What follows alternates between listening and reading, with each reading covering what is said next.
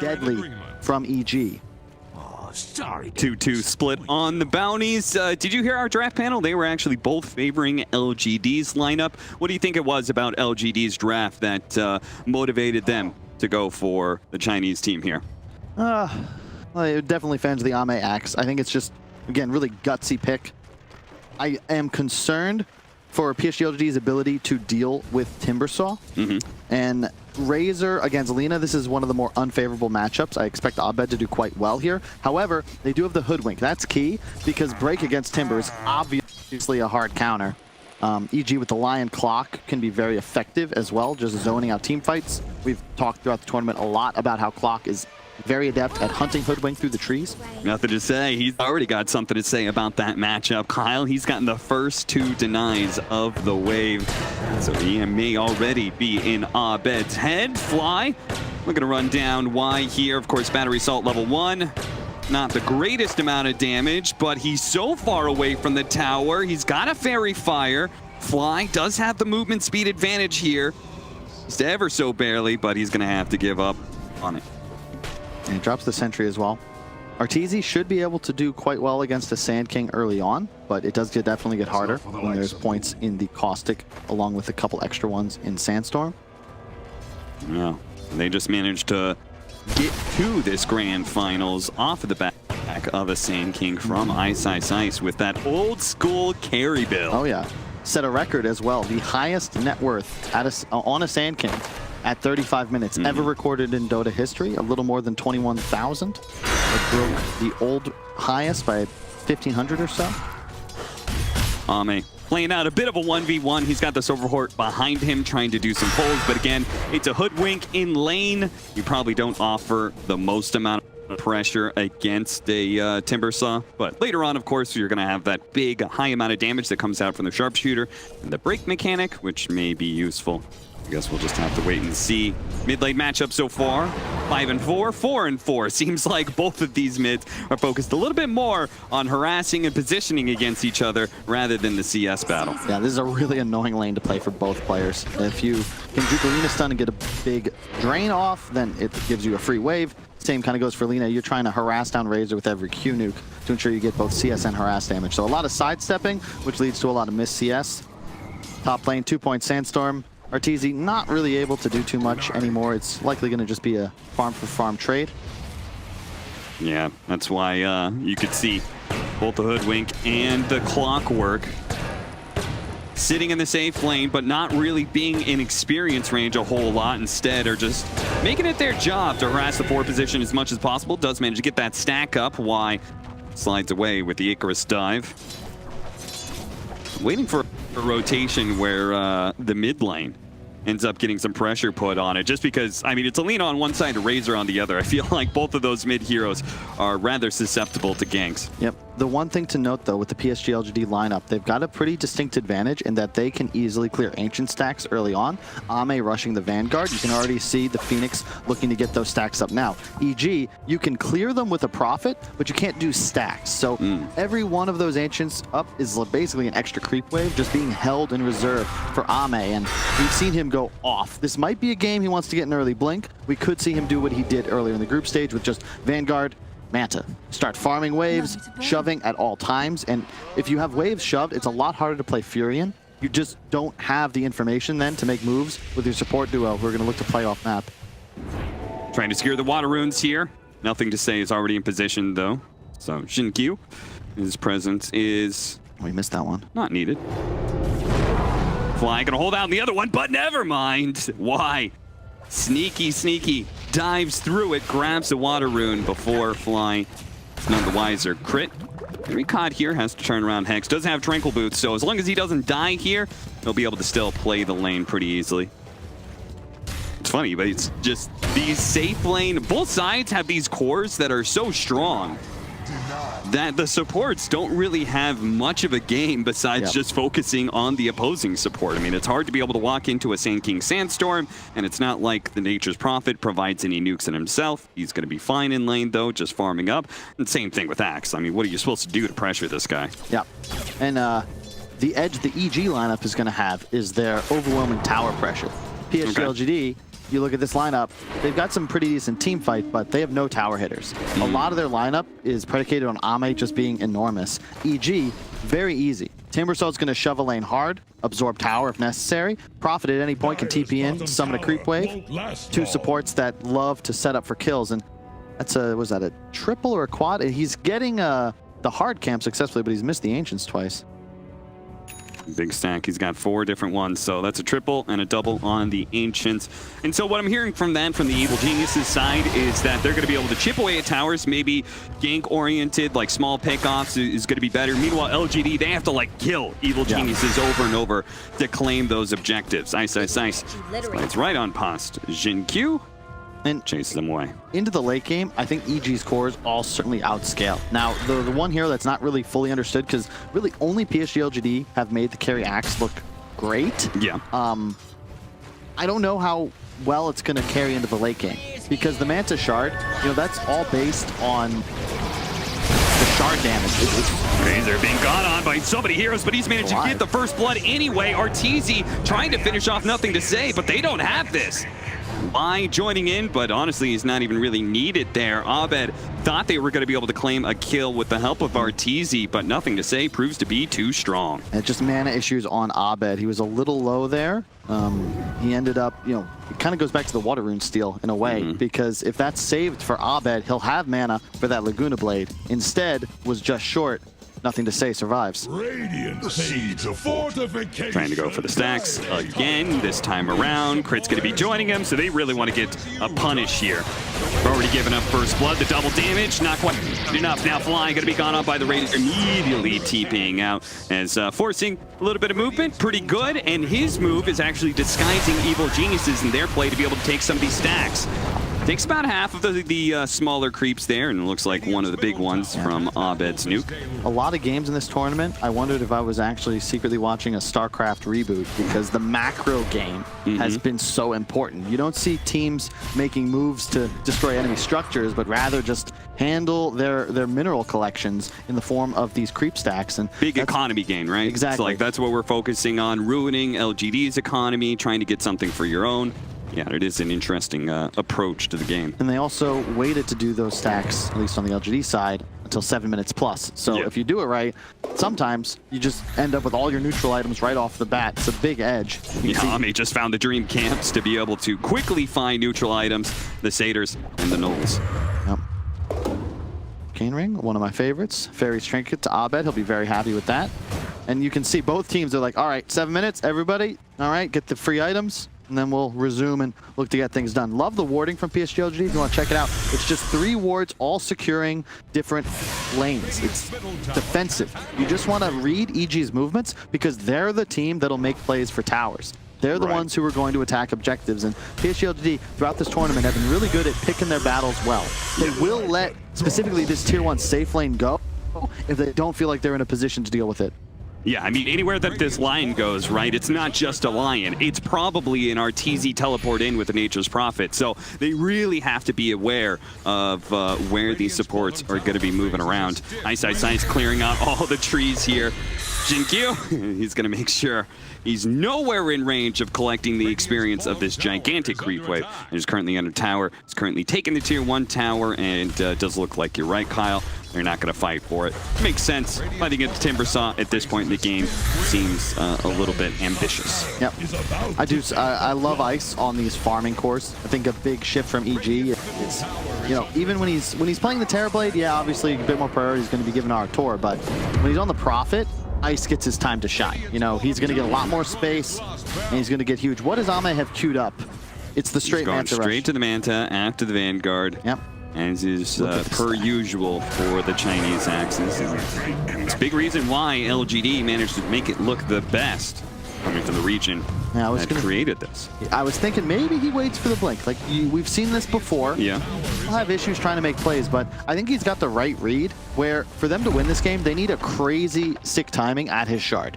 And that's what they're going to need to then use to get a game-winning advantage, because the EG lineup will outscale past that. Shard and spin damage does not scale. Sprout doesn't work against the Hoodwink. Scurries right through those trees. Now scouted out, but EG, will they be able to pressure? In early tier 2, very important because of the denial of the outpost. Start grinding out an XP lead.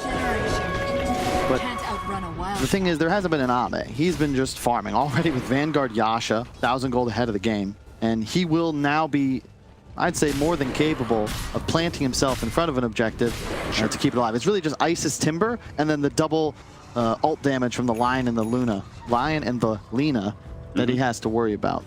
So Evil Geniuses, they've taken one tower, but now Axe can help defend. So pushing some of these towers is going to be harder. Give it another 10 minutes, and then the carry Axe is going to be online with both the Manta and the Shard, in which case your map control game starts going to shit because illusions are pushing in the lanes everywhere. And then you give it probably, what, maybe another 5 minutes after that. He's going to have the Blink Dagger. Another 5 minutes after that, he's going to be threatening BKB. Like, this is a hero that starts scaling incredibly quickly if you let him have this longer period of rest that we're currently watching. And PSG.LGD moving in through the smoke. Going to be able to pop on a fly. That's going to be the reveal of the Blink Dagger. Both ultimates being thrown here to make sure that Fly dies as quickly as possible, but there is the rebuttal. Evil Geniuses will find Jin Q, and even trying to catch Faith Beyond LSA, just a little bit shy though.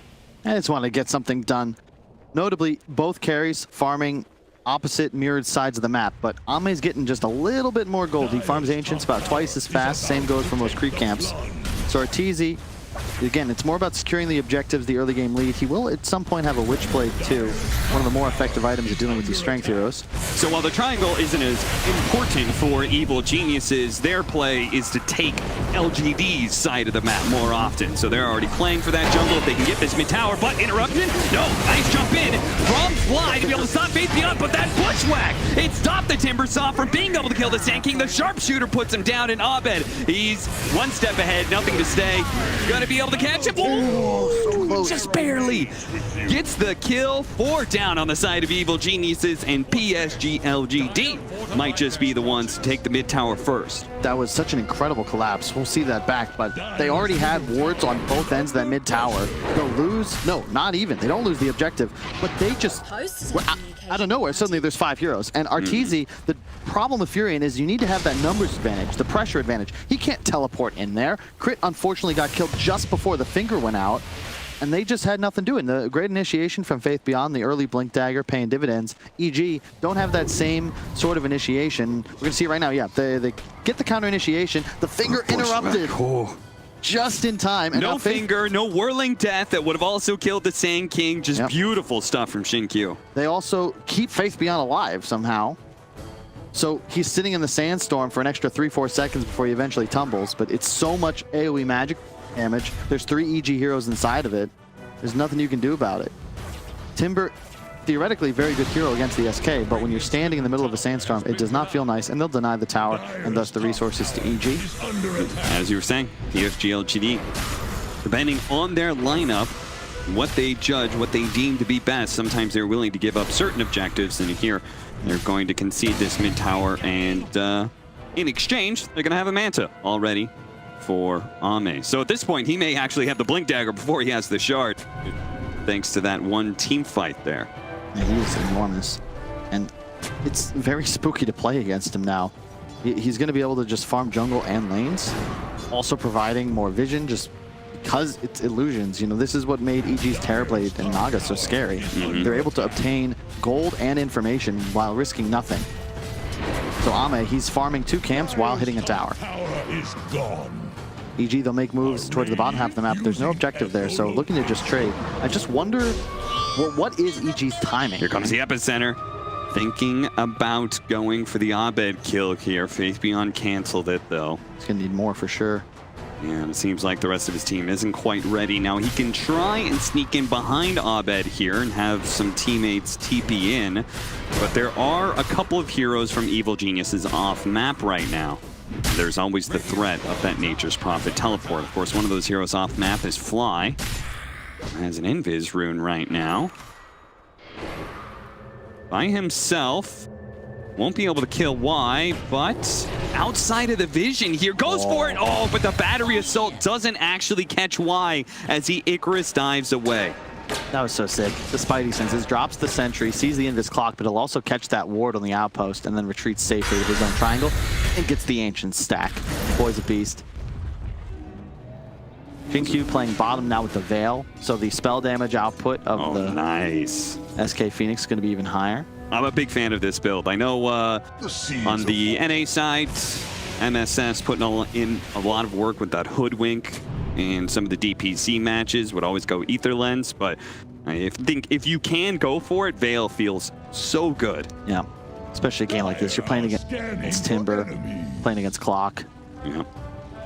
You don't see Furion with the BKB until third item, typically. Again, love the PSG.LGD wards. Just fully defensive. 4 sentries, 2 wards in their own woods. They know that that's the area of the map EG is likely to try to make their next big move in. But instead, they're going to smoke behind ice. Has the Hood, pretty tanky. But who do you really go for is the question. Nothing to say, not the target. It feels like in some ways, why? He's broken the smoke. Fly's going to drop a ward. Okay, he's going to be caught here inside of his own cogs, unable to get out. Is there a hook shot available? Oh no, Abed! He moved and Fly misses the hook to save his own life. 7-2 now, as LGD seem to be countering every Evil Genius's move that is aggressive. It's interesting because EG, they went for more of a mid-game tempo lineup, right? And we've seen them play the Fury, and yeah, Arteezy eventually can out-carry. We saw him beat a Luna, but it kind of relies on that early game lead, and PSG.LGD, they're just kind of matching them. And EG, because of this investment, I don't think that they necessarily will like hard outscale in this game. It's not like they have a Spectre or a TB that eventually just gives them a win. Yeah, I think you do not want to underestimate the power of Carry Axe and how much damage it can output. Evil Geniuses, once again, trying to set up. Fly, not having the hook shot from that missed play earlier, does close the gap here onto Ame, gets inside of the cogs. No one's really close. Faith Beyond is going to jump onto that immediately.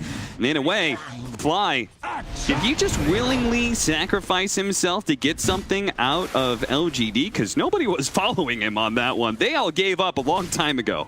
It's quite possible. I mean, he did force a pretty big rotation. Up to our viewers, I guess, to determine if that's value or not. But he did get the FP, and that was very far into the PSG.LGD side of the map. His team, of course, on EG playing opposite corners. Abed, he really needs to finish the BKB, just going to be the recipe away. Arteezy, he's building for that next as well, at least if you track his last few games on the Prophet. Ice going for the Songkaya. No, they're going to smoke up again. We'll see what happens. They'd love to find Ame. He has the shard queued up. He'll be able to buy it as soon as we hit 20 minutes. If you're just tuning in, been away from Dota for a while, but saw once again EG was in a final. Shard gives Axe attack spins, more attack speed, and a better proc chance. So you pop Manta, all those illusions spin independently. They have the different ICD, and it's a ton of damage. A whole lot. You want to explain ICD?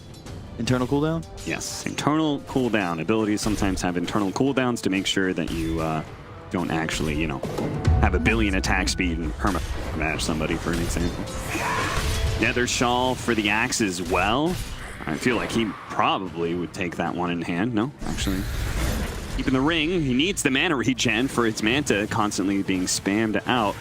I don't know, Evil Geniuses, I feel like they are trying to make moves and aren't connecting anywhere, but at the same time, they also don't seem too concerned about it. Yeah. I think both teams kind of have the same read on the game, in a way. Just, okay, we're fine with this bottom. Might be a Dead Faith Beyond. Yeah. Big pickup, if they can get it. Double ultimates there from Crit and Abed. Finger of Death and Laguna Blade is certainly enough to kill most of the offlaners in the game, and Faith Beyond is no exception. Yeah, there's been a lot of discussion in the green room. Fog specifically talking about how burst damage just feels incredibly strong. Sustained DPS hard to come by, but you know, you can't really ask for more burst from a combo. Yeah. With the 2 highest damage ultimates in the game just able to go pop. Running those Manta illusions into the jungle. Call onto the Timbersaw, bushwhack follow-up. Nothing else behind this, though. They're gonna chill out, not go for the Timbersaw. Again, it seems like PSG.LGD perfectly content with the state of the game and only really maneuvering to try and counter Evil Genius's movements. Other than that, Farming. They're going to hit a big timing sometime soon. Is nothing to say. He's already got his BKB and a push forward from Faith Beyond. Going to be able to deny the Abed TP. They're going to catch Crit as well. Instant Culling Blade with that movement speed buff. They might be able to catch more. Fly, he's far enough away. But the tower, well, that certainly is within spitting distance for PSG.LGD. And I don't think Evil Geniuses is going to have a response to this. I was going to say, I was about to comment, this is a bad move from EG because Razor had his BKB. They didn't see it. They didn't have any vision on his rotations, but Abed was still a couple hundred gold off of his. Arteezy also a recipe away from his. That's not a fight you'll ever win. Nothing to say, it's just going to pop BKB. Faith Beyond with a great blink stun. Like, we talked about Lena's issues before. You know, 9 armor, less than 2k HP. Very squishy at this phase of the game. And that gives away the free Roche. Is the shard up? Yeah, it already is. The shard is up on the Axe, and that is why they're able to do Roshan. That kind of pure damage does so much work against Roche, but the PSG.LGD are going to respect the fact that Evil Geniuses, and I think I've noticed this trend from them, is that they always respect the potential maneuvers that can be made by their opponents. Evil Geniuses, I think, were even going to give that up. Oh, jump forward, barely catches him. Ice was half a second away from being able to TP out, but Faith Beyond is fast enough to catch him in the act. Yep. Now they can finish Roshan. We've seen this game many times out of PSG.LGD so far this tournament. Incredibly technical. They just lull you into this false sense of security and then pounce. The fight mid, a couple of pickoffs. Now all of a sudden it's like, wait, they have total map control. They're in the Roche pit uncontested. They're going to give this one over to Ame. There it is. And suddenly the carry Axe gets real spooky because he has the confidence now to play incredibly aggressive and just pop Manta for pure farming. Yeah. Yeah, very soon. I think we'll have to see if they wait out for a full BKB for Ame and like really solidify having a gigantic power spike, or if they try and use this Aegis a little bit earlier. But either way, in the next coming minutes, you're going to see LGD playing on Evil Geniuses' side of the map heavily if they can. Now, Evil Geniuses still have this big split push opportunity. They're going to be able to jump forward and catch. Yeah, Arteezy, he's dead. Crit, he's going to be good. But Evil Geniuses again and again denied any possible place on this map. That killer instinct though. Faith Beyond, he canceled his ulti there, but Jinkyu still going for the ulti. Ame would have closed in time. If they had done the damage in time, he could have culling bladed. Like, they're always going for the bonus. Like, Arteezy, you just can't do that. Like, they have a ward, but a nice TP from Ame into the trees. You see the damage of this Manta Axe.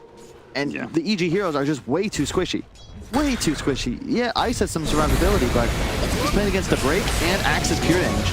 Bushwhack holding in the Timber Saw. They don't have the sharpshooter. Ice trying to Timber Chain far enough away. Hook shot and a Cogs to be able to keep nothing to say back. So they will not be able to chase down this Timber Saw, but they take quite a hefty amount of damage. They're going to be able to continue hitting this bottom tier 1 tower while taking over the triangle of Evil Geniuses. Once again, EG going to look for a movement here. Crit jumping forward with his Blink Dagger, trying to get a Hex or something, but Faith Beyond, he managed to get out of that one, and Crit just suicided into, the long-range sharpshooter catches the Lina, slowing him down. Self-fuel, now the call, follow-up, he may have got the BKB up, but look at the pure damage raining in from Ame.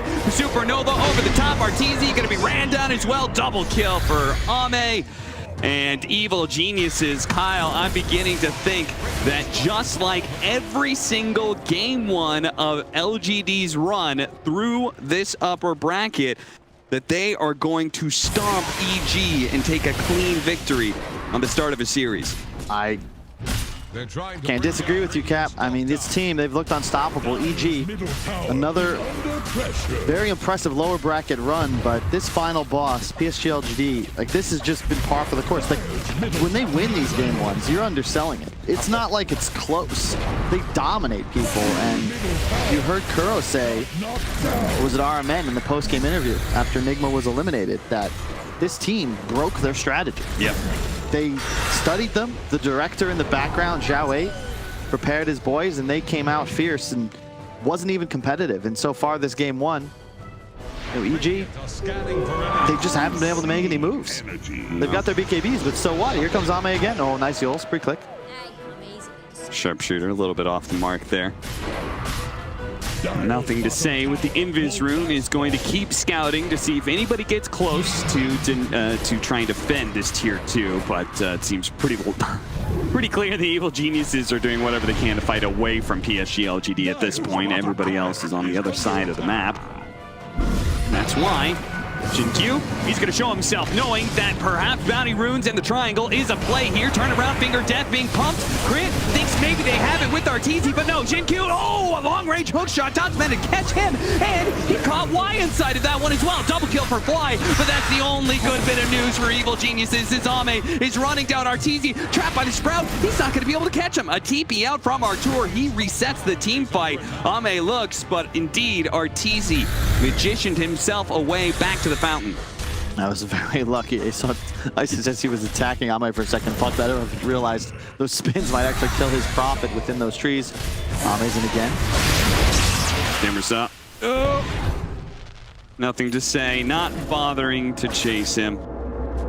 Honestly, it's not really worth it. They just need to focus on map control. Because Evil Geniuses, it looks like their only play right now is split pushing. They're just going to rat this game for, I don't know, how long?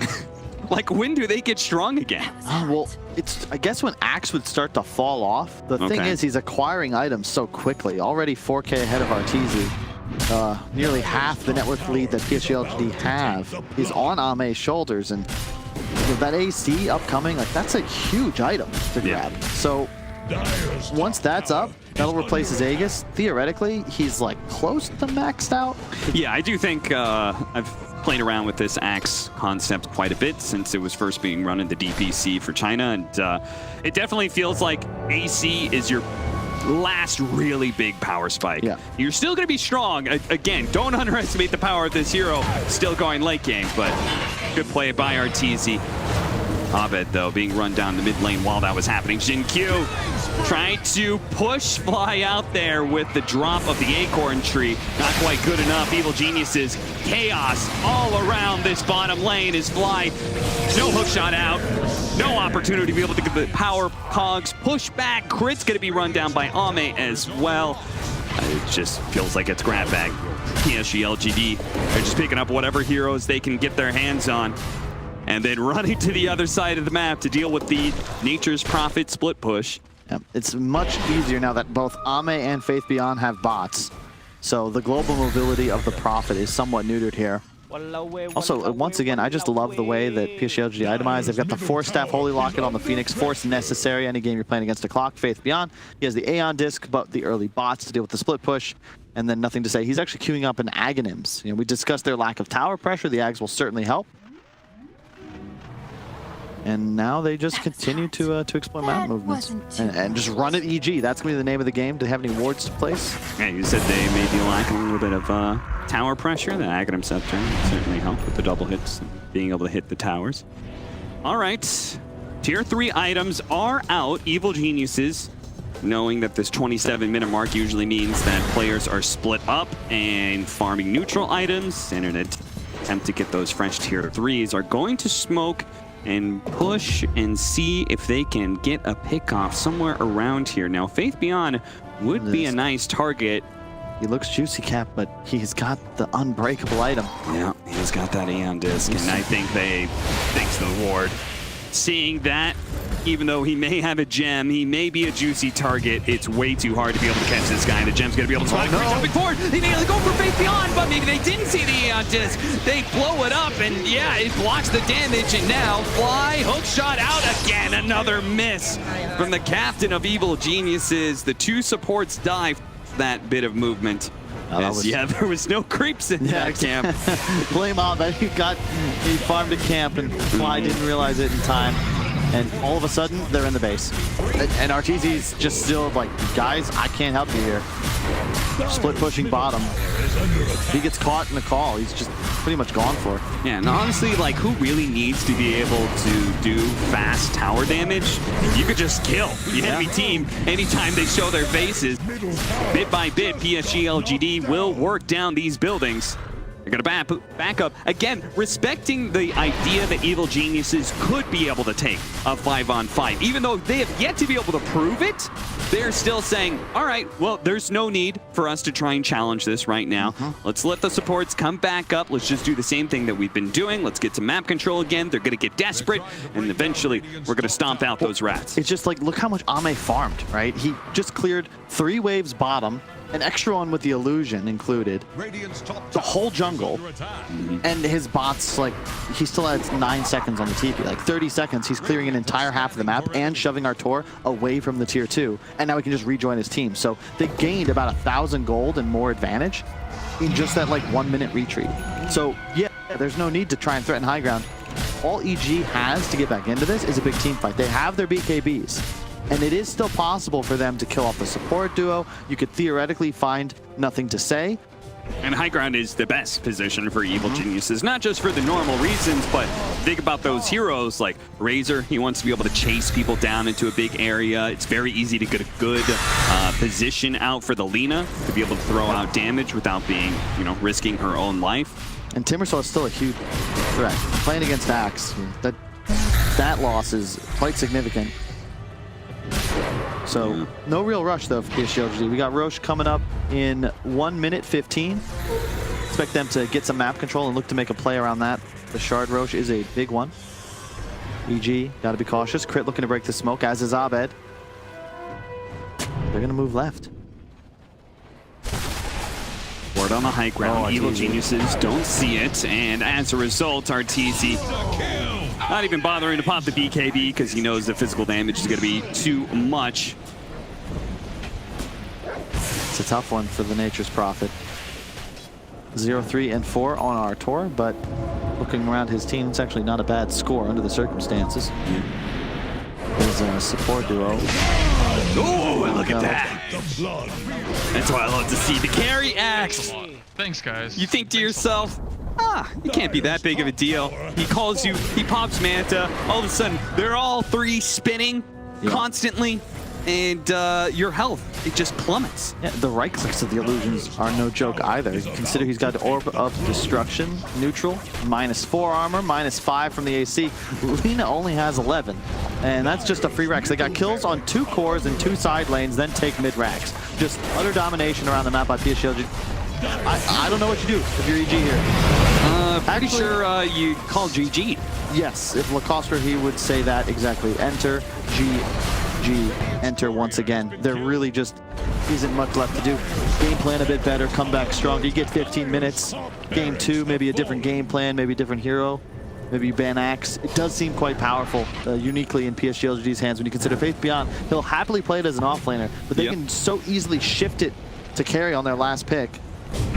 Yeah, absolutely. And they just went all in on this power spike around 20 minutes, but maybe that mid-team fight, if you had a do-over EG, perhaps you just don't take that. Because that really felt like the moment PSG.LGD obtained all momentum. One last fight, perhaps. Roche up.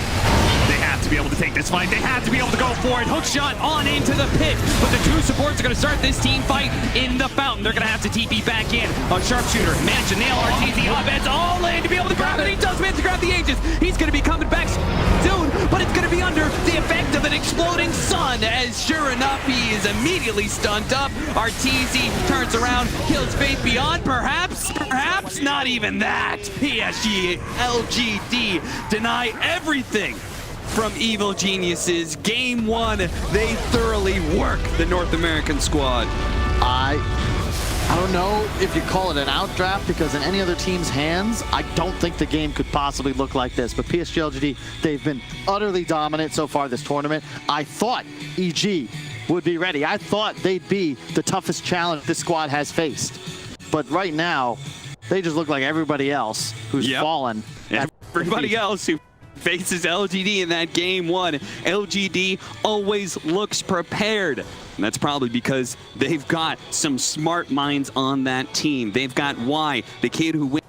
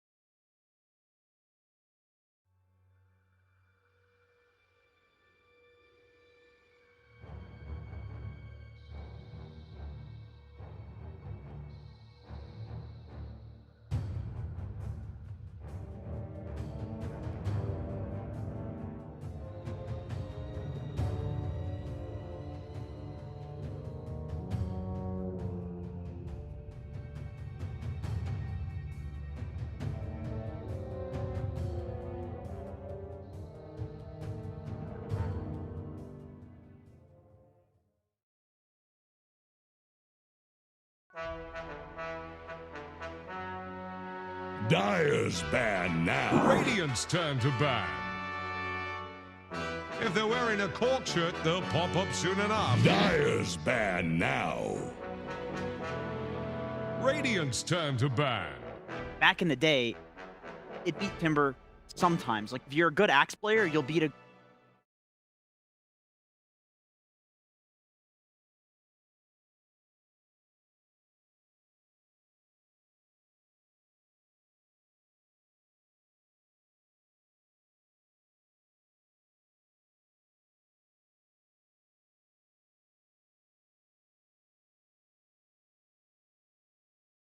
harder. And he had 8K at Unacceptable. Kind of 10 surprised that it's not out. seconds. I do think it was just lack of 5 seconds I remaining. think it was that out of him. They will not let Radiant's him. turn to pick. Enchantress. They do let Axe. Last question before. Why did they? They had options for Axe to be an off. What made them? 10 seconds. Radiant's turn to Because they were pick. gonna lack that early blink To pick.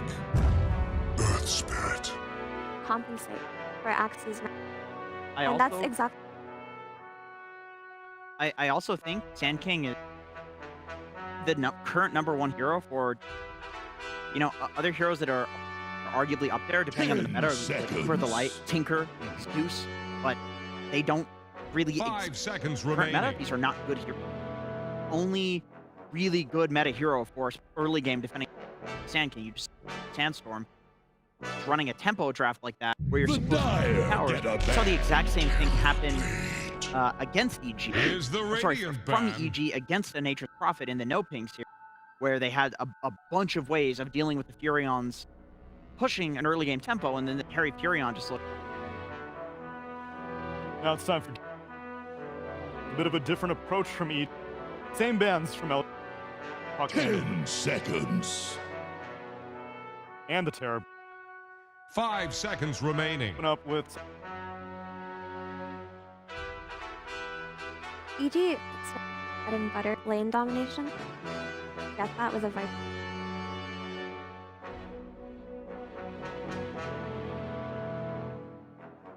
Abaddon.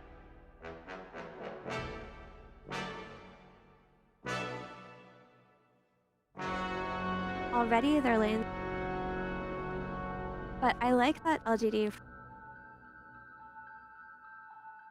Dire's Radiant's ban turn now. to ban.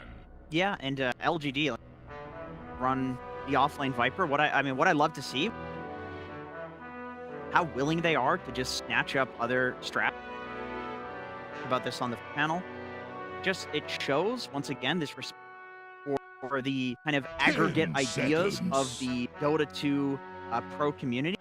Hell, we've even 5 seen this where seconds there's something remaining. that gets put Reddit from like RD2L, where Oh, yeah. of the tower being taken, and then a China team. It was a China is team. Sparking Arrow Gaming. I casted that game. They ran that in tower at 30 seconds into the cool that, you know, we have this like kind of community field of ideas that we're able to pull from, and LG perfectly willing to do that with each other, and I would from anywhere. Eagle and RTL. Anywhere. One thing I am surprised about. I love me some. They currently have a 25% win. Picked it 4 times. They've only. Why Earth Spirit? What are the strengths? Lion. This is not a great, as Ali put it. The Dire get a Here's the ban. Radiant ban. That, but if you couple him with Viper Compens has a lot of. He's a hero that can win the lane that he just.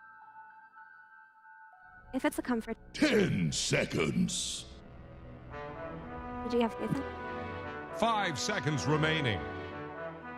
Fair games. Okay, it's only Wait, is that- 1,200. Literally nothing to add to Is that. that your most played hero?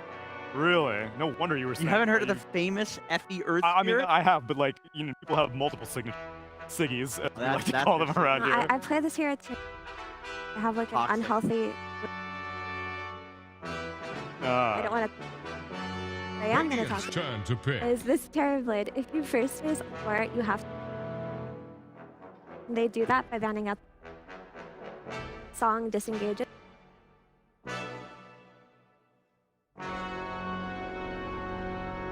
And Darkseer. Darkseer is the saddest peer. 10 seconds. Dire's turn to pick. That they, even with it being very likely in Viper, they still ban out the Darkseer. Something that will Spirit have a lot more value. Maybe it's even a bad patch for Spirit, but with a totally different thing. Same thing with Spirit Breaker. That hero can seem like complete 10 dog shit, and then still seconds. it comes into play when you need some sort of global hero. And you 5 seconds incredibly remaining. good. The one thing that I am worried about for this Ice potential, either it's Abed, in which means he's not on a playmaker, or it's Ice. If you leave him alone in lane, which Earth Spirit likes to do because it likes to roam, then you're leaving him possibly against an Enchantress team. That is Radiant's central. turn to pick. So if I'm EG, I'm Master. doing something about that. You know, either Dire's turn taking the to Viper, pick. putting it mid, taking the Strong Viper, spirit. putting maybe the position 5 AA with it, and the Earth Spirit goes with the. Say that there was one. And Really? That was against Liquid. Abed on a mid spirit. It wasn't. 10 seconds. 5 seconds remaining. He go for their signet. The Well, Dire the get a Brewmaster, we ban. saw it once before. Wow, they are stepping very much out of the Wow. box. This is like a The deceptively good Radiant push. ban. EB illusions, the Metamorphosis. You have the Enchantress creep, the tank tower. The Earth Panda does a crap ton of damage to towers, and Aoi actually gave me the teaching me this concept of the panda because I didn't quite understand he was playing. I was like, I just don't know. Laid it out for me. So this 10 panda hero, seconds. you don't want to defensively use split because the best 5 way that you can seconds utilize this hero is that split has a really long Dire's cooldown. ban now. If you split defensively, defending one of your own towers, then you don't have it to push anything, and you just lose the map because they just tower when you don't have it. So every time you split, you want to get a tower. It's so disruptive that the enemy team often either they have to run and fight you, right? Or they don't fight you, they run away, but they lose the tower if you're doing it aggressively. And when you have heroes like Enchant Tower, Shadow Shaman, who 5 seconds remaining. and then you have Terrorblade who can Metamorphosis into the tower. It's like, you have to fight them at the tower, but you're fighting into a panda. Hard hero, a disrupt hero to team fight into. Apparition.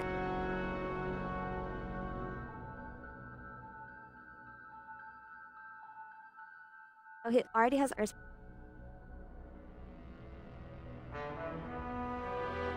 Radiant's Shadow turn Shaman to can ban. absolutely. As a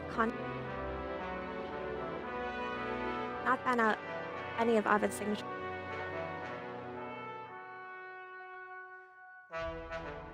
And now there's an Ovid special.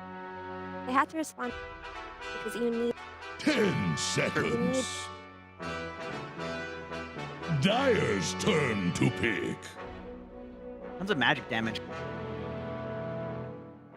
One of these things where, and I think we're kind of thinking this, well, if he has good lane, they could look incredibly good because they don't really have cooldowns to play around, other than like kind of magnetize. It's not really that big of a deal. Seconds. And it's not they, really your spell.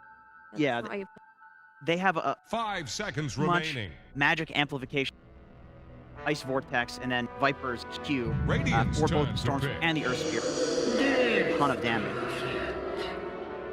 Death Prophet.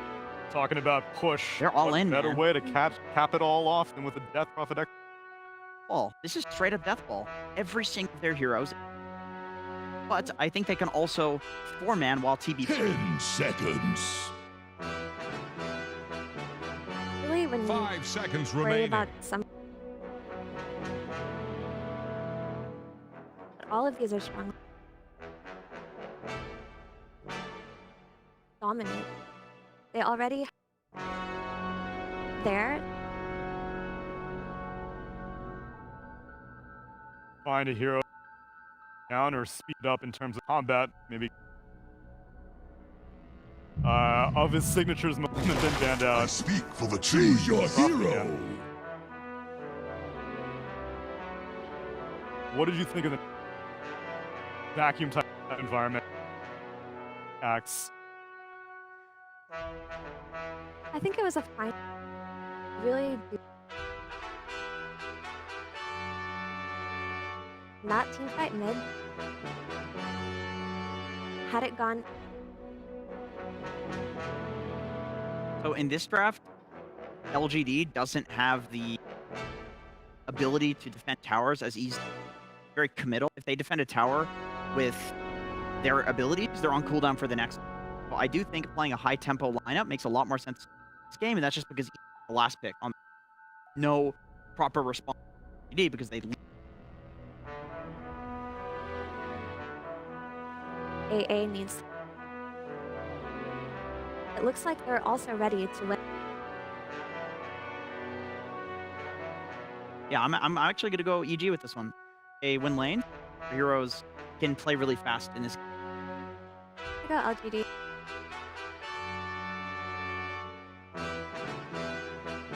They look like the just absolute best.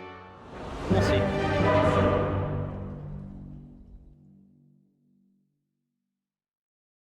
We have another setup for a spicy match. Relatively easy. Way LGD throughout this tournament. Duo, but saw how these types of series get out in Singapore. First, mean anything. Roots and run. Let's pass it over to our casters. Prepare to make way. Who made you? 4 out of 5 of the series that Evil Geniuses have played in their lower bracket run have gone the distance. 2-1, and only 2-0 they actually got was up against Nigma. So, Evil Geniuses, they've certainly shown that they know how to be able to bounce back from a loss. In fact, that was something that I really loved to hear about from Curtis, and he was talking about how these players, every single one of them, they say, this is the best team I've ever played on. He says that's usually a sign of having good mentality in the team. I would agree, but I'm a bit concerned for their body language. I mean, EG, they're typically more subdued, you know, not often smiling in the pre-match, but definitely a little shaken after that last loss. I think their draft is a bit better here. Abed Storm, hero he played almost well enough to win the previous major final. PSG.LGD, overwhelming amount of team fight, and Crit has walked up high ground. And very likely is going to be giving away the first blood. Oh, he tried to find the opening, but no! I cannot believe that angle got blocked. I thought for sure he was going to be able to roll away there, but nope. First blood going to be given to none other than Ame.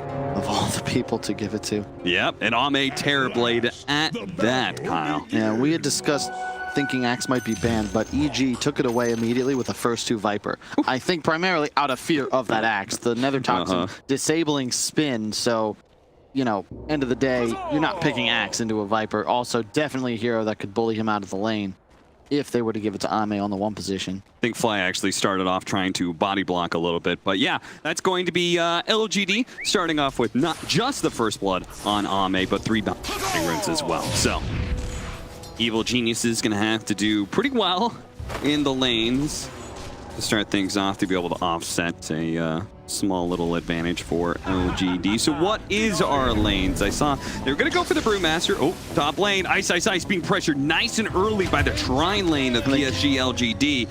Second kill for LGD. They've always been so good at that. Historically, whenever Ame's on the team, they give him the last hit. And so there was even covered. If that hadn't finished it, they would have picked it up with the Shaman, so it wasn't like there was a risk of Ice escaping. And I like this move. They start with the tri-lane. Not really much. I think Ench could probably do some damage down bottom, but not at level 1. That's the thing. Sure. I mean, much better, much more important to be able to keep the Viper shut down against a Terrorblade than to make sure that your Brewmaster is having a perfectly A-okay time.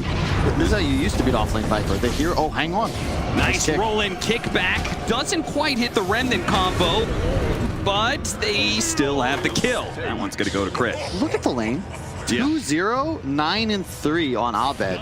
And he's getting a full wave deny under tower. That's crazy. I think Abed's a little mad.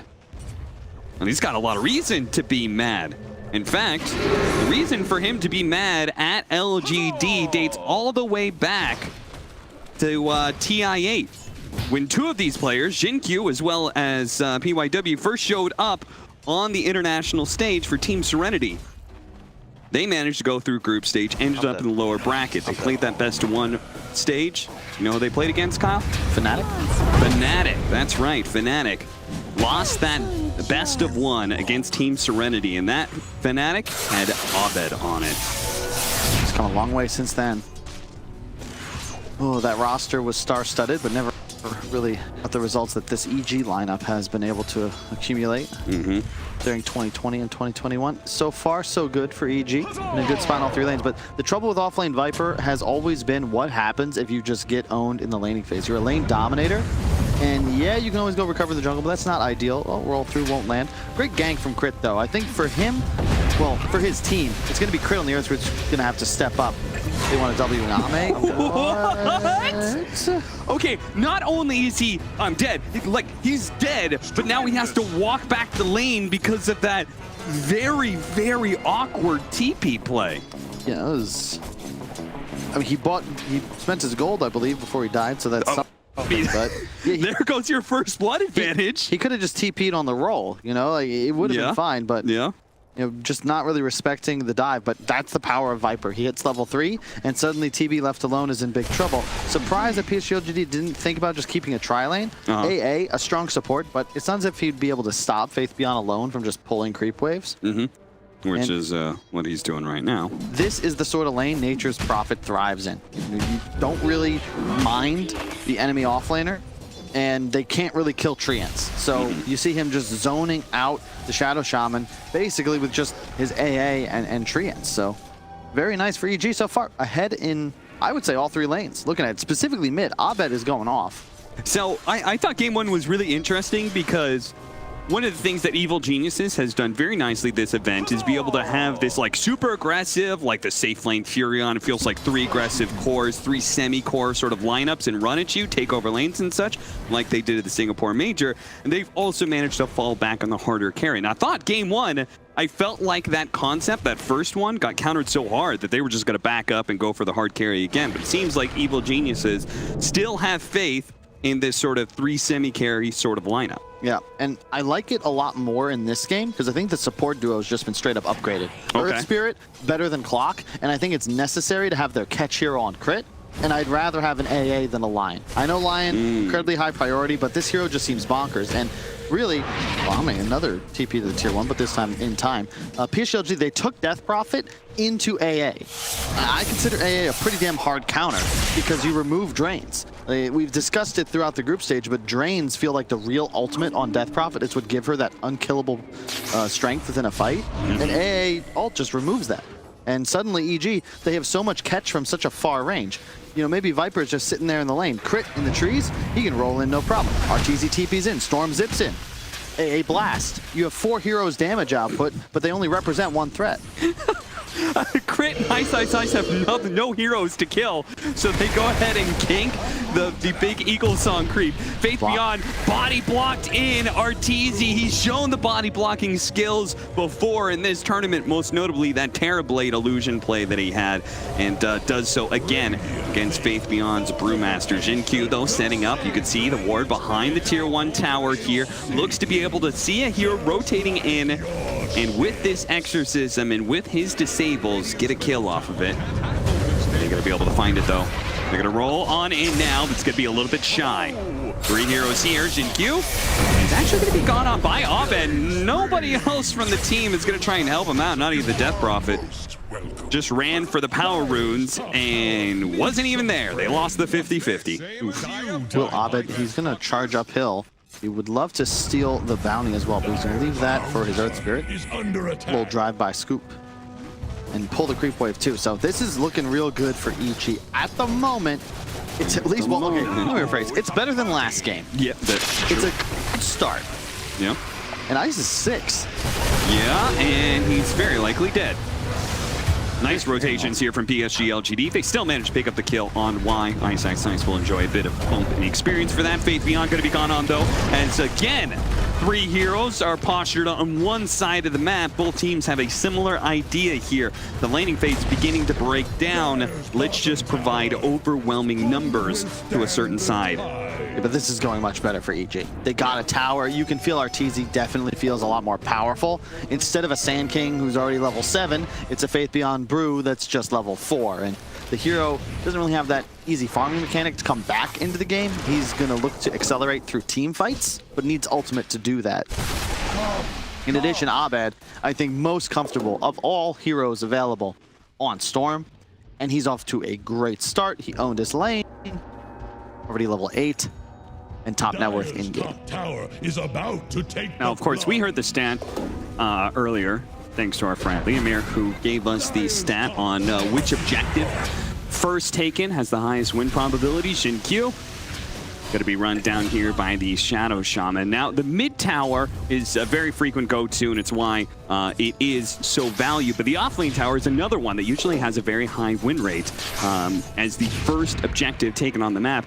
And it usually means that you won your safe lane so hard that you got an objective you usually shouldn't be able to do. Or in this case, because you've got a Fury on safe lane. Yeah, it happens like we saw it in this game, where it's just for free. It's like, oh, well, we're owning so hard, the hero's not here, we'll just keep going. And unfortunately for PSG.LGD, they don't have great pickoff. Their support duo is somewhat worthless until the later portions of this game. Terrorblade, he's popping meta just to farm camps, and that's their gank attempt. Xin-Q walking forwards to try and Hex Shackle onto a Storm.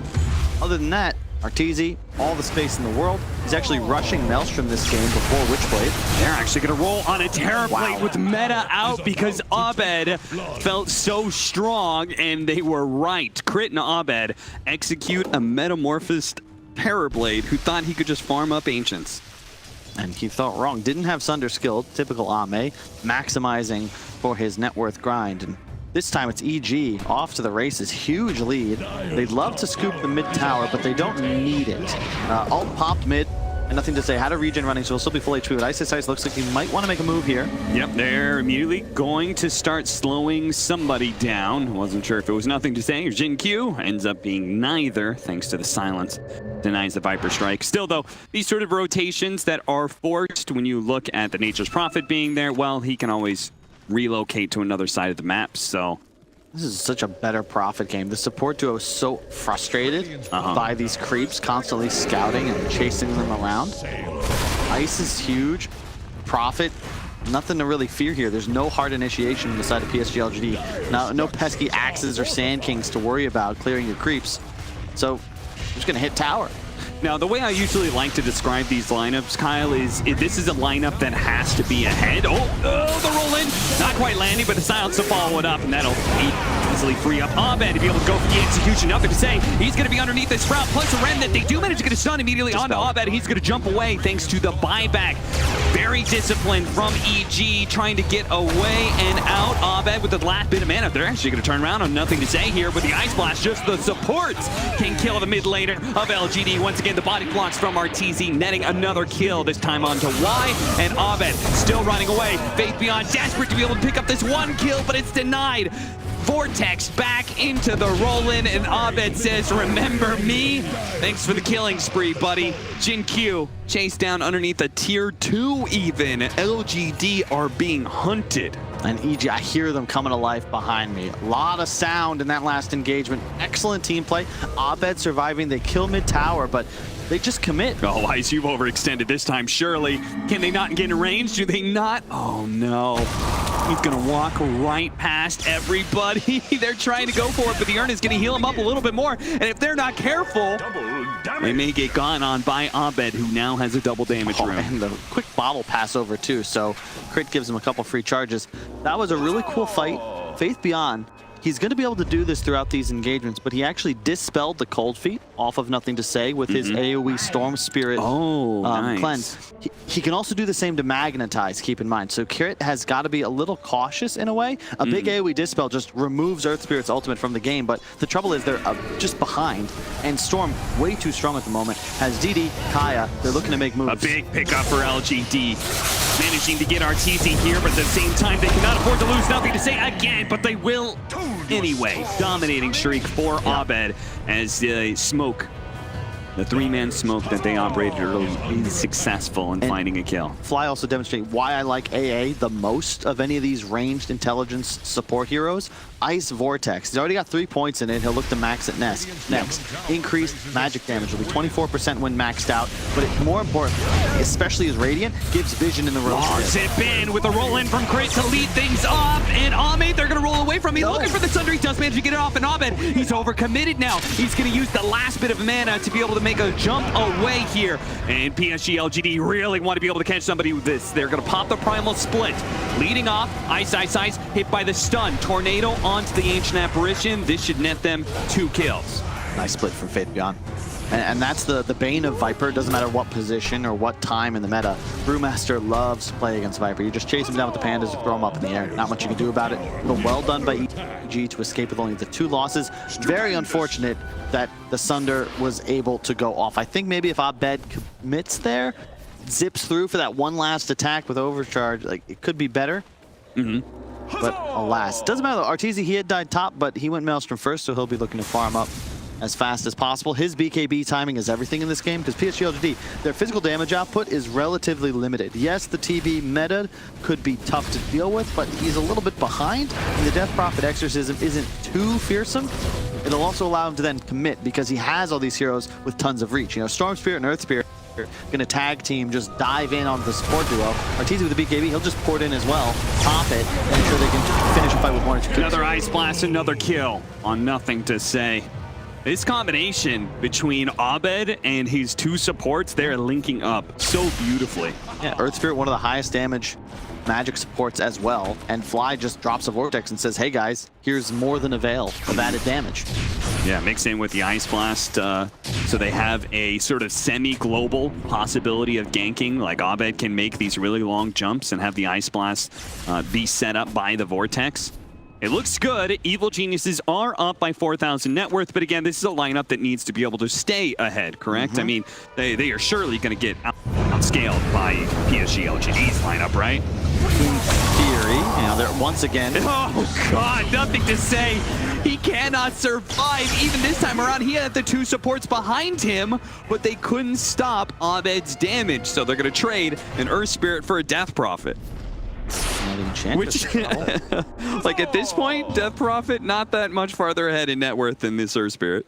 Yeah, Nothing to Say has nothing to do, because every time he pokes his head up middle, he just gets wiped off the face of the earth. And you check out Faith Beyond, he's got the right read on the game. He's just Midas, Brown Boots, Soul Ring, because yeah, you're right. PSG.LGD into the late game, much better scenario. You know, Brew split, TB meta, DPXO, it's going to be a formidable force, but the trouble is right now, they can't do anything. Yeah. They can't kill anyone, and they can't acquire any map control other than farming waves in front of their towers or sending TB illusions out. So maybe it's time to smoke. It looks like that may be the plan.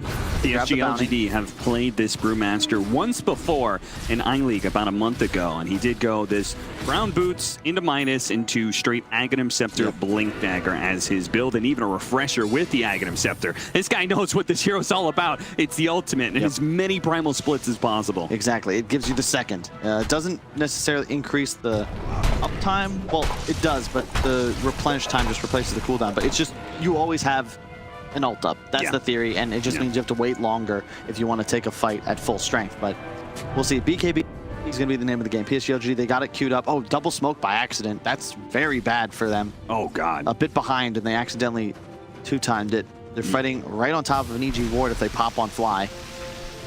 Looks like that might happen. Gonna move around here, down to the low ground. It pops. Immediately the Exorcism is gonna go out. Jin Q Trying to catch somebody here, but Crit with a turnaround. Rolls immediately onto the Shadow Shaman, gets off a two-man silence with the Magnetize. Beautifully set up, but Faith Beyond is here to be able to counteract. Crit looking to be able to roll away. A Sunder goes out from Abed, but he is just dead. This magic damage is too much for him to handle, and that's even before Abed is here. Use the rest of his mana to catch up to Nothing to Say. It's a bit more for their Electric Vortex. Thank goodness Faith Beyond is there with the Storm, the Cyclone up in the air.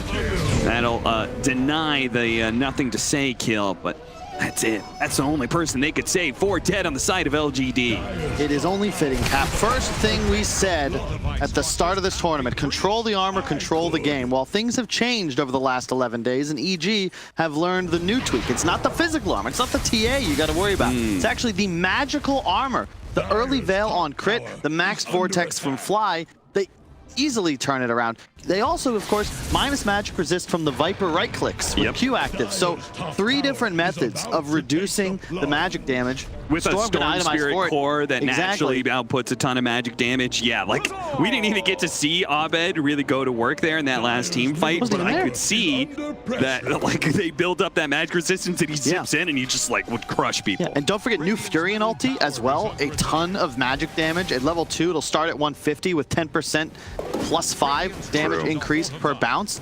You've also got RTZ rushing a Maelstrom. Why would you do that? If it's the best farming item, and it's also going to do magic DPS within the engagement. So I thought for sure EG was just going to cut and run, but they got that initiation onto the Shadow Shaman. You saw Faith Beyond went for the Dispel, but it doesn't work. Once Cold Feet has already procced, you can just Dispel it while it's still forming. So a little late on that, and PSG.LGD, they just get surprised. Everybody was there. EG was ready.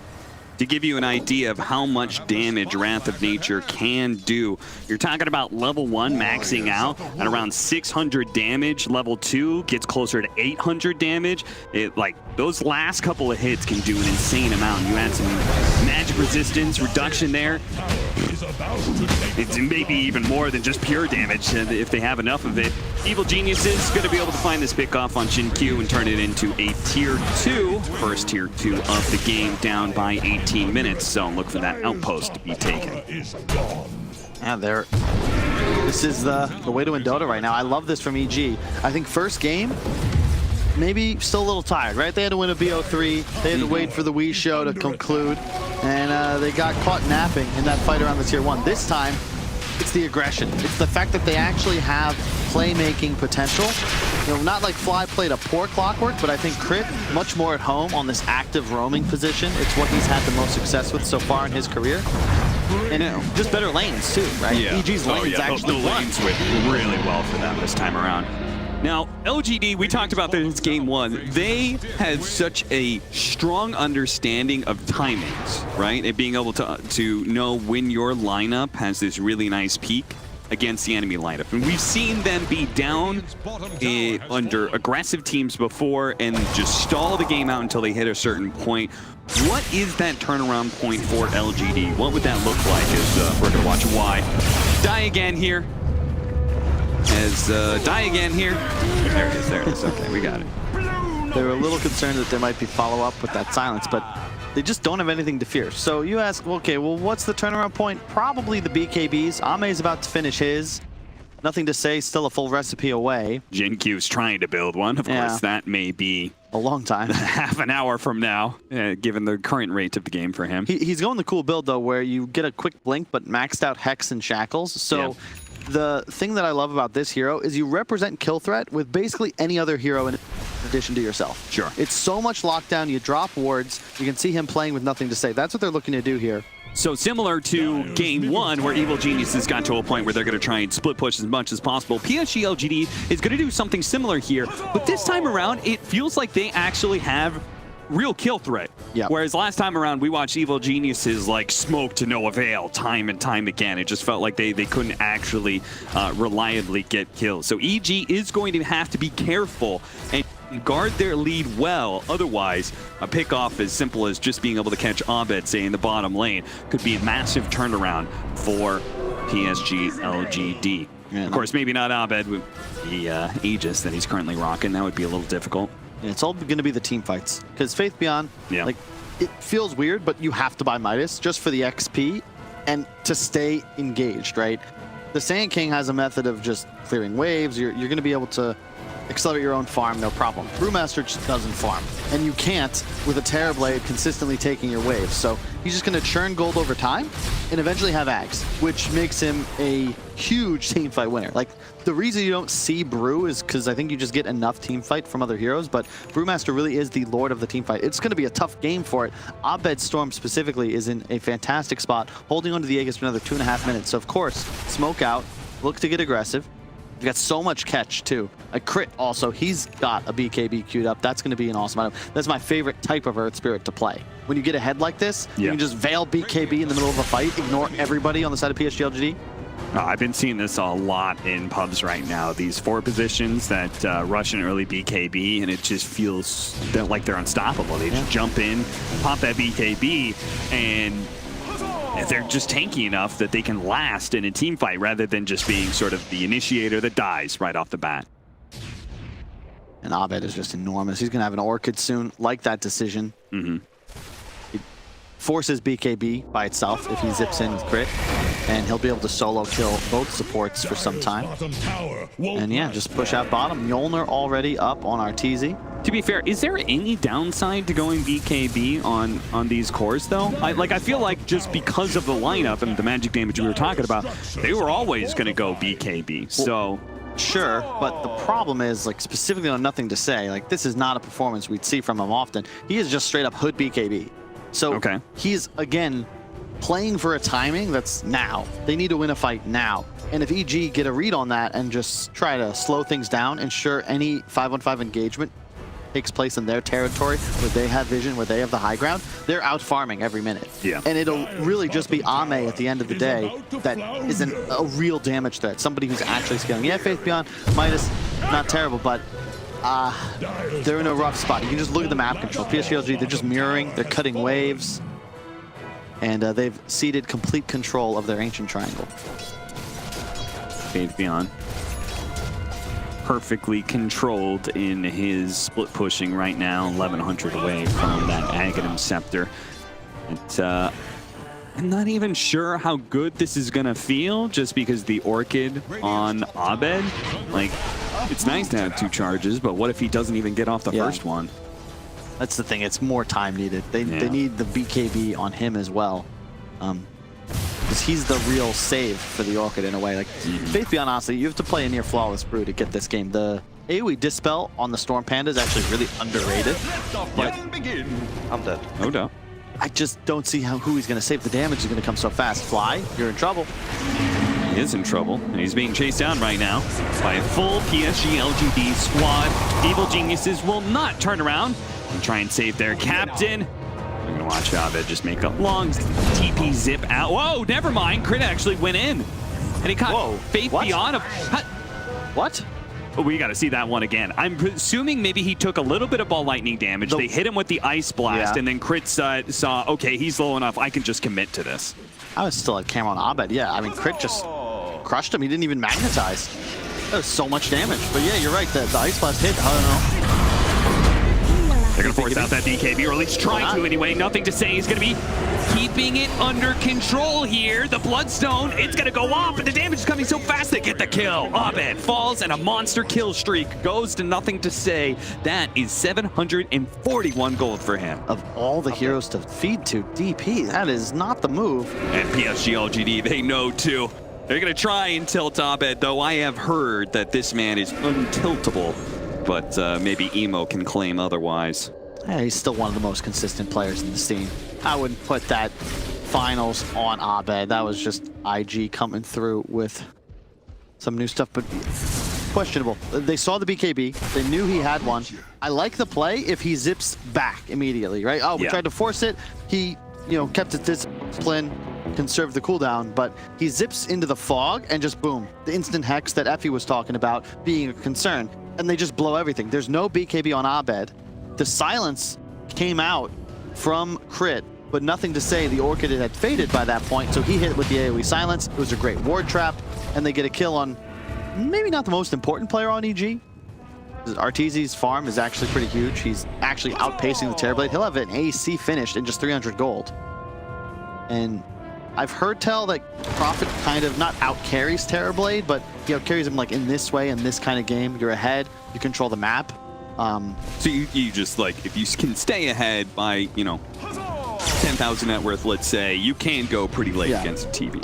Eventually, you're going to buy a Hex. Like, they're going to have tools to kill Terrorblade. He'll have the damage output because PSG.LGD, their lineup is ultimately moving closer and closer to a 4-protect-1 single core. Yep. Yes, the other cores provide a ton of team fight, but they're not going to get their slots finished the same way EG's other 2 cores will. Right. And the support duo of EG is definitely going to output more damage. We shall see the brewings of a big fight upcoming. AC complete. The Rod of Atos is going to come out first, but the Force Staff will defend against the Ice Blast. Ice. Forced down to low ground here to get away. He's going to defend that ward with his life, it seems. Ice. Going to be caught by the Hex, though. Immediately counter. Initiation there from Abed. Silences up Jin Q. RTZ looks to finish him off. The Sprout actually blocking him in, but Jin Q, as a man, turns around and shackles up Artur before he finally dies to crit. Now, PSG.LGD are not quite sure what to do here. They've popped that Brewmaster ultimate. The Primal Split is out. He has Ags, though. This will be one more if he needs it. He's got another one to go here. May try and pop it. If he's going to pop it, he needs to do it now before the jump comes in, and he does. He turns around, immediately stuns up crit. Here comes, nothing to say, blocking out crit, not allowing him to be able to roll away. They want the kill on the support because that's all they can get right now. BKB used by Ame, and even fearfully popping this. Oh no, that Sunder just led to nothing to say. He's dead. Another time, another no BKB. Abed's going to go for more Faith Beyond. He will be able to TP away. No interrupt nearby, but I feel like I've seen Ame do that before in both this tournament and previous ones. I don't blame him. He's playing somewhat selfishly. He didn't have BKB.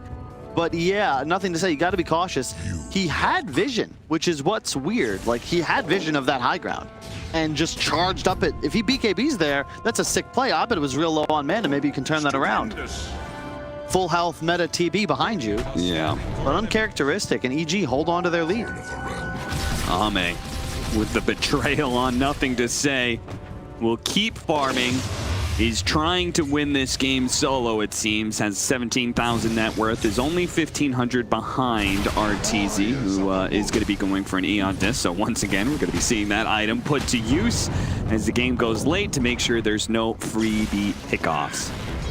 Yeah, it's somewhat necessary because he fears the roster. That's the 100-0 that could take him down. This would allow him to cleanse into the immediate BKB. So team fights could be troublesome, but it means he can split push a lot safer. They don't have any BKB TP interrupt. Going through some of the potential items that have been picked up or will be picked up, and I have to say that Aghanim Scepter is probably the most exciting one for the Storm Spear. Pulling them into both the Earth Spirit and Ancient Apparition AoEs, that sounds pretty good to me. And they gave that first shard, though, to RTZ. The Sprout making greater treants. It used to be broken. The first couple weeks with that addition were really silly, and I just saw greater treants killing Raxes by themselves, but still effective, and it'll help him farm faster and keep lanes shoved. You can see the EG MO right now. The 3 cores slowly grinding out a net worth lead. RTZ keeping tabs on Ame, and the other cores on the side of PSG.LGD, they're kind of drifting further and further behind. They have their items online, they want to fight. But if they can't fight, well, they're just kind of running in circles. Yeah. I will say that I think Faith Beyond is going to be kind of okay because he's just a Primal Split most of the time anyway, but I'm really concerned about Nothing to Say's net worth drifting lower and lower down the list here as now he's behind Ice on the Viper. Radiant's bottom tower. I want to talk about this Viper build a little bit because was it you that we were talking about Cuckoo's Viper, how he built up a damage build? Maybe it was Curtis, but going to be going for like more of the utility style Viper to start things off with the Rod of Atos and the Urn rather than the Dragonlance Treads build. I don't mind it. Oh, he has no... Is he dead? Yeah, he's dead. The Ice Blast is coming in hot, or maybe cold, and that will be the death of Faith Beyond. 26-13 now in Game 2 of this best of 5. Evil Geniuses looking to even out the series. He's got a shard on Ice, too. Now poison attack affecting buildings, reducing its armor by 1 per stack. So now they like, that is very clear. You only get that pickup really when you want to go high ground, so. But it also gives you an increase on max stacks, so it's even more potential minus magic resistance as well. That's pretty cool. That's for hero damage. So yeah, the Storm AA output is actually going to be kind of crazy now. I wouldn't be surprised to see Dagon's picked up. But the high ground against PSG.LGD, this is real tough. To your point about the build, yeah, I think that the Force Staff was just needed. I also really like that they got one early on the side of PSG.LGD because you need it to avoid that deadly Atos, Nether Toxin, Ice Blast combination. The Force Away will save somebody. And yeah, they're actually going to get one onto Ame as well because he realizes more forces are going to be necessary. Okay, just keep building it up. And this is a cool read as well. Again, going back to the AA, if you remember the 3-time Leshrac from PSG.LGD yesterday, it was all about the spell lifesteal, the healing amplification. Well, AA removes that, and you notice nothing to say. He didn't change his build. Hood, a BKB, but he's now going for the Sanj Kaya. So again, playing around at self-regen amplification, but it won't be effective if he gets blasted. It won't be as effective if he gets hit by, say, a Viper with Scotty, which is, of course, going to be Ice's next item. Yeah, the way you put that, it really makes it seem like this Ancient Apparition and just this heavy amount of magic damage in general seems to be a good game plan for Evil Geniuses against what PSG.LGD has done the best with. Now, they are piping smoke across. Ice is going to go for that one extra creep wave. TP out, but he's caught. Jin Q. Great blink in, hex by him. And the first big pick-off we've seen in a minute here for PSG.LGD. Unfortunately, they can't really take much map control off of that because these damn treants are everywhere. It's like an infestation. PSG.LGD going to try and deal with that as best as possible. Really nice. Hobbit. Board does manage to find Jin Q. Gonna go for the fast Shadow Shaman kill. They do manage to get again. The cleanse coming out from that purge, but sadly Jin Q is low enough that he dies to the right click of Arteezy. Arteezy actually caught a bit of damage here. They try to force step him up into the base here. They know he's got an Aegis, so they can't overcommit for this kill. They're gonna go for it now. All right, that's gonna be one. Ame setting up around the second life here. So's the rest of the team. They're going to go for Arteezy almost immediately. Artur trying to deal with this one. The Eont is going off. Slowed down by the Scotty. Ame, they're trying to force staff through the trees and will manage to kill Arteezy. Looking for more now. Force staff up. Faith Beyond. Ooh, a little bit too late to get that disable out.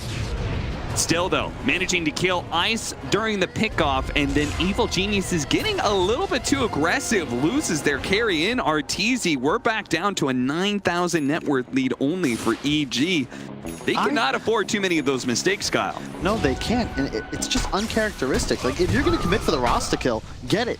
Finish the kill, commit early. But they took this sort of delayed team fight. They used all of Storm's mana pool and Ice Blast, and then they were looking to commit later into the fight. They are not respecting this Scotty. Thankfully, the double Force Staff got the wrong angle, and Ame ended up on the low ground rather than on the high ground where he could have maybe chased down Crit some more.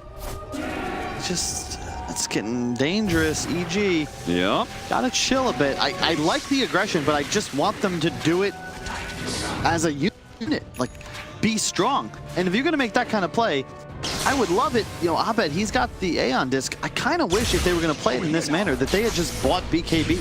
Like, you look at the net worth lead. Yes, it's 9K, but you gotta keep in mind how much money has been spent on these Eons. It feels like they were overly focusing on the pickoff potential and as a result sacrificed some of their team fight potential. Yeah, exactly, because that's a lot of dead gold now on both Arteezy and Abed. Your top 2 net worth cores have spent a lot of money on an item that just saves them from a pickoff. And yeah, it could be useful in a team fight, but you saw how well Artur served him in that fight. Sure, yeah. Like, it's not really a lead. And Ame's Terrorblade, this is the hyper carry. This will utilize net worth better than any other hero in the game. Going for the Swift Blink, actually a big fan because positioning is going to win the war here. Yeah, no, absolutely. And if he can spend more time getting in the face of Evil Geniuses and right-clicking and less time trying to chase after heroes, he's going to feel mighty nice for PSG.LGD. This is a big difference between Game 1. There was a lot of similarities in the first 15 minutes, but like Game 1, to be honest, EG, I feel like they had zero chance. Even if they pushed the game another 10-15 minutes, it felt like their lineup wouldn't be able to compete. But we know PSG.LGD's, this Terrorblade, it can work. This has been the story of the tournament for PSG.LGD. When they win, it's dominant. When they lose, it's a grind. Yeah. Like there is no just 20-3 walkover. They make you earn it. You're gonna need to grind, like 3 Roches, 4 Roches. Your item decisions have to be on point. You don't get the free team fight. They're not gonna just lose a core here, lose a core there. Oh, guess who won? Take the base.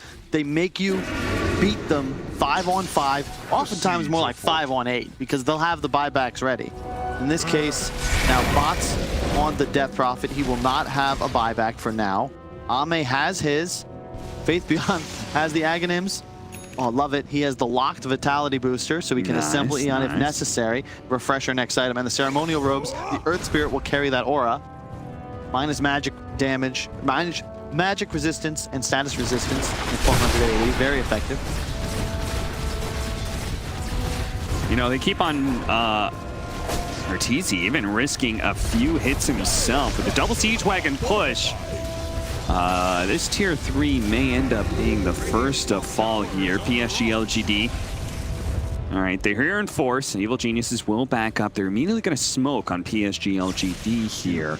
The Wrath of Nature used, and Roshan... Not spawning, but it could have. So they have to get out there. There's a long spawn. They got to get some control of the map. They got to get wards down. Hopefully they get a pick off with this. That's what they're hoping, but they're not going to find it. Arteezy, he teleported to top, and now he's at bottom. He's going all in for the right click. Any chance that they keep this going, that they keep wrapping through and through and through? They check the Roshan pit just to see if it was an early spawn. It's not. It's a late one. It's going to be another 2 minutes. And if they don't show soon, Evil Geniuses will hit that high ground again. And they're going to force PSG.LGD to mass TP back. It's going to be too late. Tier 3 is definitely dead. Arteezy going to keep it going here. But oh, immediately the blink in from Ame. He's going for Arteezy here. The Eon Disc, the 4 staffs are trying to get Artur out of here. He turns around. BKB activated. Goes Satanic as much as possible. The Ice Blast is going to whip. The roll on in from Crit is trying to stall out the damage of the Terrorblade, but it overwhelms Arteezy. And look at the suck. Nothing to say. Managing to take on 3 members of Evil Geniuses at one time. 2 of them die. Ame logs it in, but the Hex, is that going to be enough? They turn it around, trying to finish off Ame. He's pumping out the damage. Ame, he doesn't get him. The Orchid does, though. They weren't able to dispel that one. They get Ame. What a disaster it would have been for Evil Geniuses if they couldn't get that one carry. They trade 4, though, for the 3, excuse me, of PSG.LGD. You did get a buyback on the Enchantress, but man, like the killer instinct from PSG.LGD. Ame just goes. Blink forward, meta, BKB, attack. And Artur, he has no hope but to turn and fight. Unfortunately, it just didn't look like they were ready. You saw Fly just kind of threw out the Ice Blast in a panic, whiffed everybody, and that gave nothing to say. The freedom to do exactly what he's doing on your screen. Just everywhere. Kills the Viper by himself, full HP. If he's not Ice Blasted, he fears nothing. God, look at this reaction. Shinkyu turns around somehow. Barely outside of that vortex. Oh my God, that was so close. If he gets pulled, those 3 are dead. They're all dead. Abed lives, very likely. Crit might be able to get out. Crit probably dies anyway, but Abed had a cheese. Gonna live. He had a cheese and wasn't able to use it. He was full CC'd. You're talking about like 50 range, like the smallest margin on that pull of the vortex. He catches Jinkyu. It potentially would have been a huge loss for PSG.LGD. Instead, it's a huge win. Once again, back to that 9,000 net worth lead for Evil Geniuses, but the game is stalling out, Kyle. This net worth lead is not the same as it was 15 minutes ago, no, right? It's not. No, it is not at all. And suddenly it actually feels like PSG.LGD are taking control of the game. This Roche pit will be where the battleground is marked. They're all moving forwards. No refresher yet on Faithman, but he has a buyback, so will happily be the one to be initiated upon. It's an opportunity. Evil Geniuses A return to being able to control this game. Force the Aeon. That's Or big. a chance for PSG.LGD to break EG. It all happens around this Roshan Bisc. The Aeon Disc is going to be popped on Faith Beyond, so we won't be able to play that frontline game again. We got to be careful now because the Shadow Shaman has a BKB. Yeah. This is where things get a little scary. Look at that flicker. I'm surprised nobody's taking that just because the Dispel would be really nice to have for even just a support against Abed's Orchid. Another Dispel this time for Stormcrafter for Ice. Or at least he finds that, rather. EG, they have an advantage in the pit, though, because they have these tools of acquiring vision. Vortexes are going to start appearing everywhere. They're going to jump in. All right. They pop so many ultimates here. Evil Geniuses, if they can cleanly back away, it's okay, but they do have to stay around the pit somehow because Ame, he's putting out the damage pretty fast. The Ice Blast is going to be spotted. Here comes Ame. Can he pick it out again? He gets it. He gets the Roshan. He gets the Aegis, and he gets out. Evil Geniuses rolling on in with crit. He's not going to let him get away so easily, but the block from Y, it allows the Terrorblade to be able to take up and turn around with the Sunder, and they kill crit. Arteezy, man fighting right now against Jin Q. Nothing to say, but now Ame has joined the fight. And now that is a fight that Arteezy cannot win. This is a fight that Abed may be caught in. Ice is getting swept up on. Abed drop down to the ground. Goes for Jin Q. Has the Orchid on him. A nice pull. Managed to catch the other support as well. Pops and cheese. Trying to get back up. He has the Aegis, so he can still play this one out. Waiting for the second lives of Arteezy. He's going to be coming in. Abed backing up here. They're not going to keep chasing after LGD because they know they do not have the numbers for it. Ice dead for 60 seconds. They may have gotten barely a victory inside of the Roshan pit by grabbing the Aegis, but ultimately, Kyle, it doesn't feel that good for EG. No, not at all. I mean, Abed is playing out of his mind. He got thrown down from the tornado and had the immediate Orchid pre-Hex. Otherwise, he just dies to Jin Q. Amazing plays by Faith Beyond. He basically wins this fight. Ame, once again, forces EG into a move. They somewhat panic. Crit just kind of rolls forward, and now he's alone because Abed has already got what he came for and zipped out. Crit continues to pursue. Fly is way out of position. He's in the river for some reason, so he dies. Crit chasing a Terrorblade alone up the high ground. Now he's dead, so it's suddenly a 3-on-5. You see Arteezy, again, no choice but to man fight. The blink from Ame playing huge dividends as he just gets perfect positioning, but the support duo of EG have got to just chill out. They have got to relax. PSG.LGDs, they're getting all these spells of watch here. Abed's going to come down, immediate the Orchid. Otherwise, he's dead 100%. Tries to go in, gets a 3-man pull. He's literally doing everything that he can, but there's just no damage, and Ame is killing everyone. Everyone. Yeah, this Nature's Prophet, it just cannot hold a flicker of a flame to the bright burning bonfire that is Ame's carry Terrorblade right now. He is just destroying these team fights. Yeah, and I agree with Arteezy's decision. He has a Rapier queued up because in this item build, he forgot that he actually had to deal damage. And Aeon Disc and a Satanic, it's cool, but he's dying with Satanic active. Yeah. It's the regen reduction. The Shivas plus the Scotty, yeah, that item's worthless, Artur. It's like 30% effective, and you don't do any damage, especially to a Terrorblade. Here comes another one. 46 armor. Ice. I believe he used buyback on that last one, so he is going to be dead for a while. 80 seconds with no buy available. LGD are going to start taking objectives. LGD are going to force more mistakes out of Evil Geniuses. I don't know how you come back from this one, man. EG, if you were going to win this game, you had a huge lead 20 minutes ago. It has dwindled away. It's a level 25 on your Death Prophet. Wards get dropped, and that's a meta TB. They're just pushing. Yep. He's level 25. Abed, he's going to have to do some of those zipping shenanigans. He's got to watch out for Jin Q, though. You could see him lying in wait in the trees, ready for his opportunity to be able to blink Hex. Meanwhile, the buildings are falling fast, and EG can do nothing to stop it. He kills the creep wave. But ultimately, LGD got what they came for. They're just so composed, Cap. Like I said, they make you beat them, and EG just haven't played clean enough. With this huge lead, it doesn't feel like they've got a single engagement on their terms. They found pickoffs, but every team fight, somehow, even with a huge disadvantage, it was PSG.LGD kind of forcing the action. When Ame commits, they all go. EG discombobulated. They've lost their lead. Now the 9K advantage rests for their opposition. PSG.LGD looking dominant, a game up in the series, and at this rate, soon to be 2. Look at the buildup from Abed. He got the shard. He recognizes that his other cores are not putting out enough damage. So he's going to give them a little bit of helping hand and give them some overload charges to work with, and then finish up his BKB. Meanwhile, Refresher, Terrorblade, Refresher on Death Prophet, Refresher on Brewmaster. 3 cores that are ultimate dependent and making sure that they can always fight. So cool from LGD. Really is. And Ame, I don't... He has 4,000 health, a Satanic, a BKB, the Refresher that you mentioned, and a 6-second cooldown on Sunder. Like, EG, they're lacking damage. Like, that's the issue with the whole draft now. It was great, the stacking magic resist. It's like, whoa, they're just killing everything. People explode. Well, we're too late in the game now. It's a cute combination, but who's actually going to right-click your way home?